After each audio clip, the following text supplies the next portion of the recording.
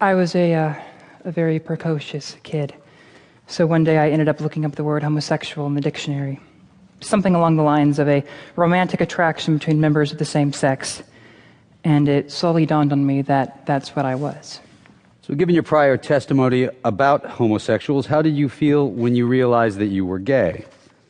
Well, once I realized what a homosexual was, I was scared by that. I realized that this was bad news for me, so I hid it as far away from everyone as I could. And around this time, did you talk to anyone about being gay?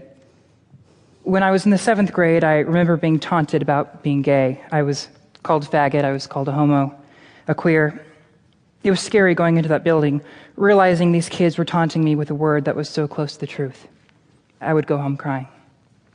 Did your parents ever find out that you were gay? When I was 13 years old, my parents discovered my journal, and for the first time I had admitted to myself that I was gay, and I had actually written those words, and they found that and read it. And what happened when they read that journal? They were very upset. They were yelling. I remember my mother looking at me and telling me that I was going to burn in hell. It was shocking.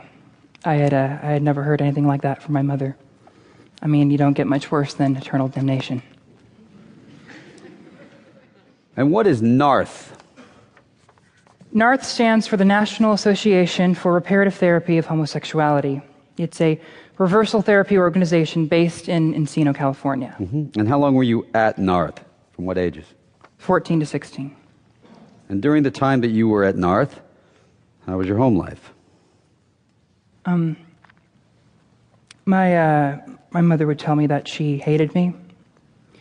Once she told me that she wished she had had an abortion instead of a gay son. She told me that she'd wish I had been born with Down syndrome or that I had been mentally retarded. Who did you meet with at NARTH? I met with Dr. Joseph Nicolosi. And where would you meet with Mr. Nicolosi? I did actually fly out to California to do in-person sessions. I recall Nicolosi saying that, you know, homosexuality is incompatible with what God wants for you, and your parents want you to change, and that this was a bad thing. Now, were you given any advice on how you would be able to suppress your homosexuality in these therapy sessions? I remember it was a general admonishment, but not a specific technique, no. No further questions, Your Honor. Mr. Cooper, you may cross-examine. Mr. Kendall, have you ever lived in the state of California? No, I have not. You've never read a scientific study addressing the concept of sexual orientation, isn't that true? That is true. And isn't it also true that you have never studied whether a person's sexual orientation can change throughout the course of his or her lifetime? No, I haven't studied it. And nothing involved in this conversion therapy was your decision. It was all your parents' decision, isn't that true?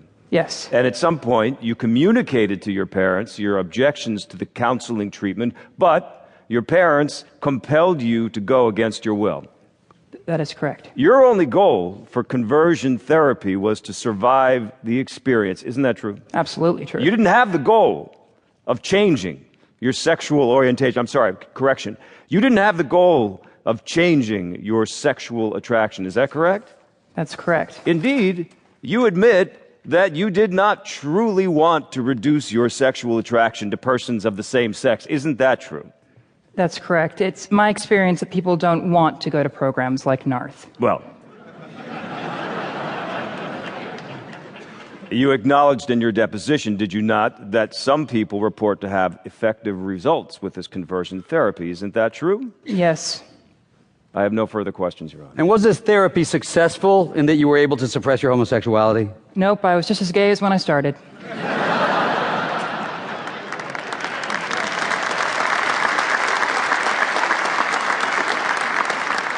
So while you were in conversion therapy, were you introduced to any people who purported or were purported to you to have successfully undergone conversion therapy? I remember during one of the group therapy sessions, Nicolosi trotted out his perfect patient, the guy who had been cured of his homosexuality, and his name was Kelly. And did meeting Kelly have any impact on your views of conversion therapy? I remember once when Nicolosi stepped out of the room, we were talking amongst ourselves, and Kelly told me that later that night he was going to a gay bar.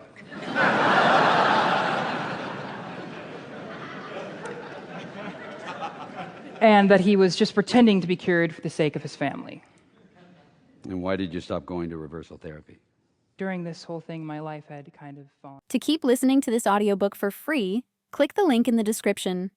It will take you to a free Audible trial where you can listen to this and many other books for free for 30 days.